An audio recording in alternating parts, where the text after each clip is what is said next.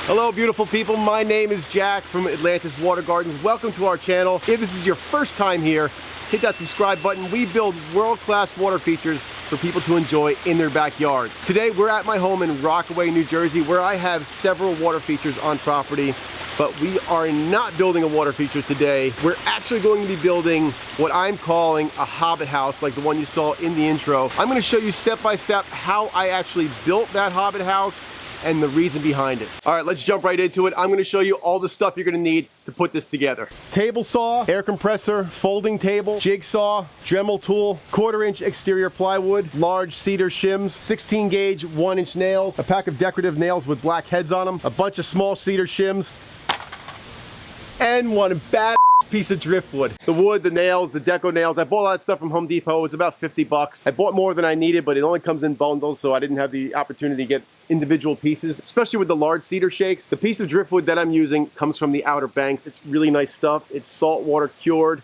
It's expensive. It's like $175 to $200. All in all, we're about like $225, $250 for the materials for this particular, oh, I forgot. I also got a bunch of sedums that we're gonna use. So we're like $250 all in for all the materials. Okay, so the reason I'm even building a hobbit house on a channel where we build water features is because my wife JoAnn saw on Facebook, a good friend of mine, Dean Papito from Aquatica, had built these cool little hobbit houses for a show he was doing. So I sent Dean a message, hey Dean, can I buy one of those from you? And he said no. He said no. He said, you're talented, you can build your own. So thanks, Dean. Thanks a lot. Now I'm building hobbit houses. But this is for JoAnn for her birthday, which is in just a couple days. So I've got a day off here. I figured let's get in the backyard, build her a hobbit house, and I'm going to install it right here next to our 20-year-old pondless waterfall. Full disclaimer, I am not a carpenter or a woodworker in any way, nor do I claim to be, but I figured this is gonna be a fun project for my wife, for her birthday. Why not make a video and show you guys how we did it? And maybe if it's something you like, this will give you the inspiration to create your own hobbit house next to your water feature, of course. Here's the plan. I'm gonna take this driftwood, which is so gnarly, and this thing is awesome. It's got 2 stumps growing out of it. Look at all that awesome shape that it's got in the bottom of the stump. So how this stuff comes about is the tree dies off, then over years and years and years, the roots die and they start to get sealed up by all the water, and that's why it looks like this now, where it's all smooth. Eventually the gases from where it's sitting pop it out, and it's usually floating on the surface, and then somebody goes and harvests it, and now I have it. The idea here is I want to make it look like a little house, so we're going to be cutting this here on an angle, making a roof peak with our cedar shakes, and I want to get a little door in this thing that I suppose a hobbit could go into. So this has a perfect little cutout here that I think I'm going to try and fit my door into. When it's sunk into the landscape, I'll get a chance to put like some of those sedums around here, and it'll look like a hobbit lives there, I guess. I don't know. There is one other tool you're going to need that I totally forgot to mention. Sawzall. You're going to need a Sawzall. We're going to be using what I call the wing it method. So I want this to be where the door is going to go.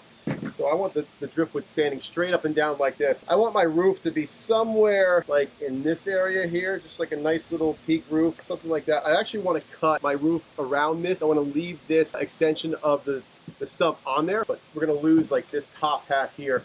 So if I can get my cut something like this, we'll get a cool roof going on here, have something come off this side, maybe a bit shorter. Then we'll see what that looks like. I'm gonna go ahead and lay this how I think it looks good.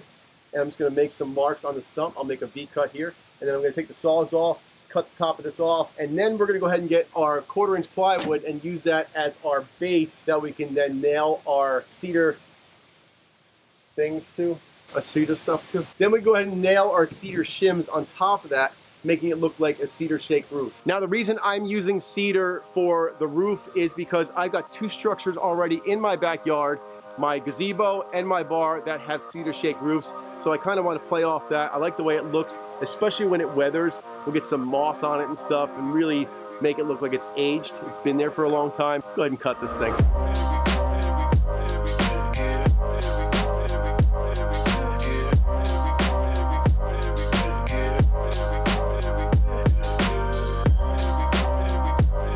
If you came here for fine carpentry tips, oh, you're in trouble. Like I told you when we started, we're winging it. I went ahead and I cut the angle that I'm looking for my roof.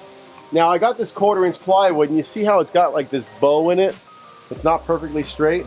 I actually like that. I want it to be something where it's kind of like a curved looking roof coming from the top down like this, making it look like that Hobbit type feel. We'll do the same thing on this side. What I did was I made a couple marks here. I want to have an overhang maybe like 4 inches on either side, 3-4 inches on either side of the top of the stump. That's going to give us like a little eave here. You can imagine walking into the door of the Hobbit house if you were like this tall and it's raining, you're covered by the rain because the eave is overhanging the door. That's just what I'm thinking. I'm going to go ahead and put this on the table saw. I'm going to rip this down enough that I can get out to about maybe 2 inches beyond this leg of the stump so I can wrap it around it. And I'm probably going to take it out maybe 10 inches on this left side. It's going to be an offset type looking roof where this side will be longer than that side. Yeah, let's start cutting.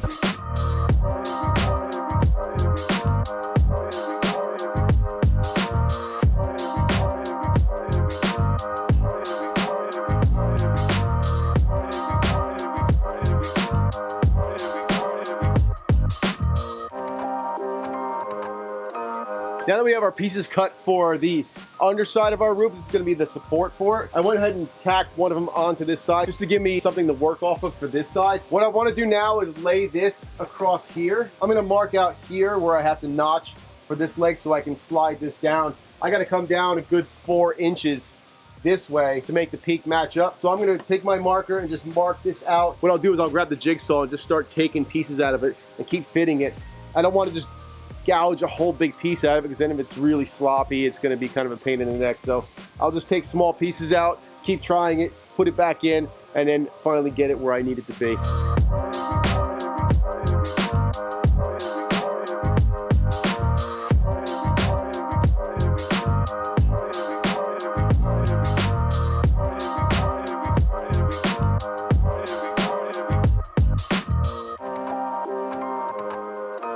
I kind of like the way that's fitting. We match up on the roof on top. Fits nicely on the cut I made in the stump. Now I go ahead and nail this up here and figure out how to nail it down here.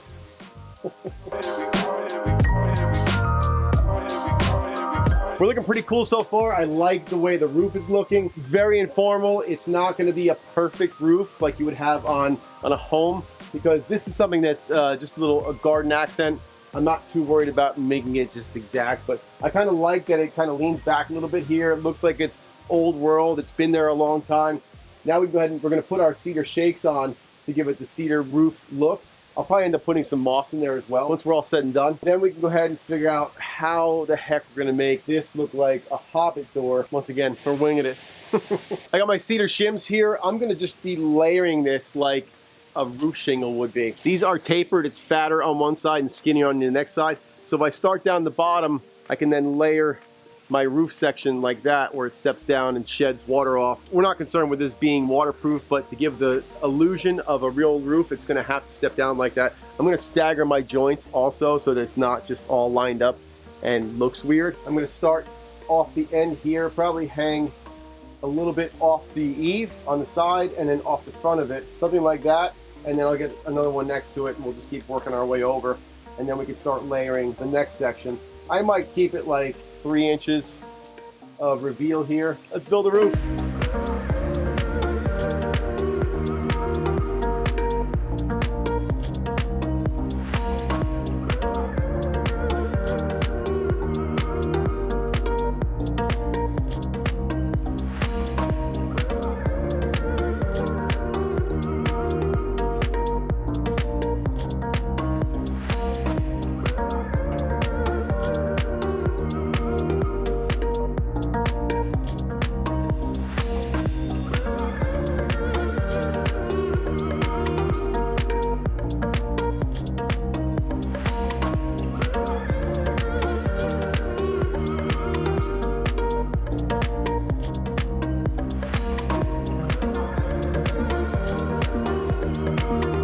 All right, so we've got our roof completed. We used all these cedar shims to make shingles.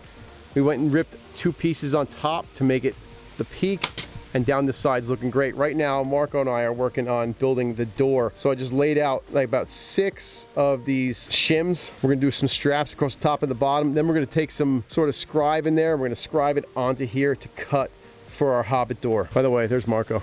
I can't wait to see it with the moss around it to give it like an old world type look. And then once we start stuffing those sedums inside these areas, when we fit it into the landscape, it's gonna look awesome. We took some of the 1/4-inch plywood and we affixed some of the cedar shims in front of it. Now we're doing a strap across the front. We need one more strap here. Then we can go ahead and scribe this for our door for the Hobbit house.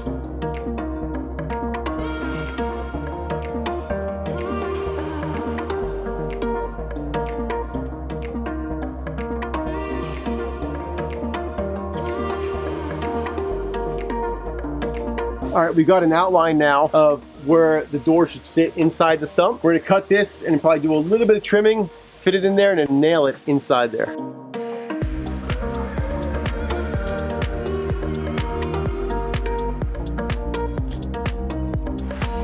We're pretty much done with our woodwork on this. Now we can take it over to the spot where it's gonna go next to the waterfall, install it, and do our planting.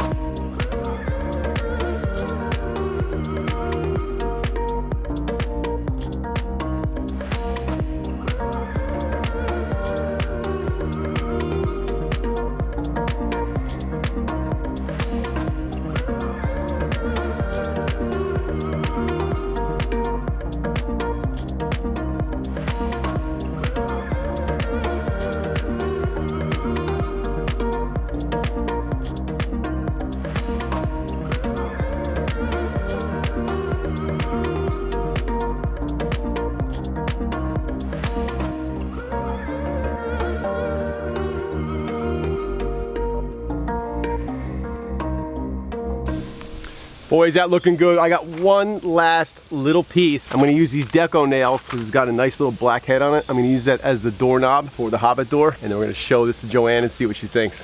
So I'm down on the Jersey Shore in Wildwood, New Jersey. This is JoAnn's favorite place to go every year for her birthday. She's been down here for a few days, but this morning is her birthday, and I'm gonna show her what I made for her.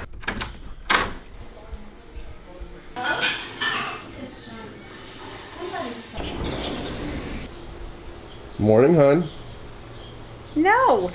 No, I don't even have makeup on. Go away. Happy birthday. No, better go away. No. You want to see what I got you? No. No, you can wait. Let me go fix myself a hair. Is that your new shirt? This is my birthday shirt. It's fitting. Okay, now you want to see what I got you? Yeah. I didn't hear you drive up in it.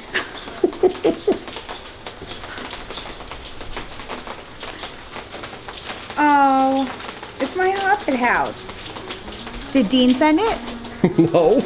You made it? I made it. Oh, I love it. It's so cute.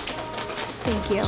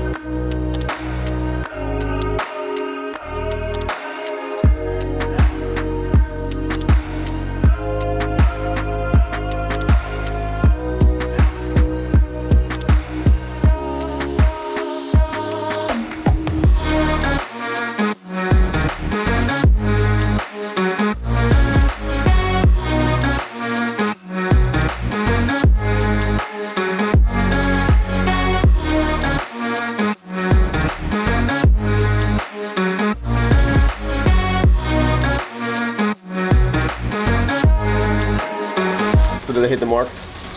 Yeah, I love it. I can't wait to go home and see it. This is the hard girl to please, trust me. Everybody says that. It's so not true. Hopefully you guys got something out of this. I know this wasn't one of our traditional episodes with the water feature, but I thought the Hobbit house was pretty cool. If it's something you're thinking about doing yourself, I hope this helps you figure out how to make that happen. Want to send this out? Yes. Don't forget to subscribe, like, and comment. Perfect. See you guys on the next one.